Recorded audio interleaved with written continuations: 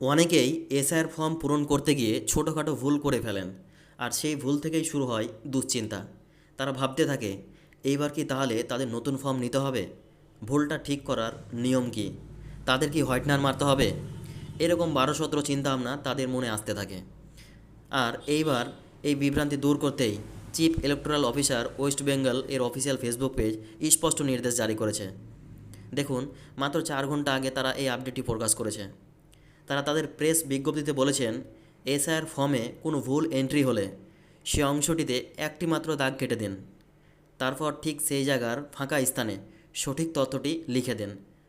তার মানে তারা বলতে চাইছেন, ফর্মটিতে কাটাকাটি করে বাদ দেওয়া যাবে না এবং নতুন ফর্ম নেওয়ারও কোনো প্রয়োজন নেই। অর্থাৎ ভুল করলেও আর আতঙ্ক নয়, একটি দাগ তার পাশেই সঠিক তথ্য। এটাই এখন সরকারি নিয়ম। করণদিঘি টিভি আপনাদের কাছে তুলে ধরছে অফিসিয়াল সোর্স থেকে একেবারে পরিষ্কার ও নির্ভরযোগ্য তথ্য।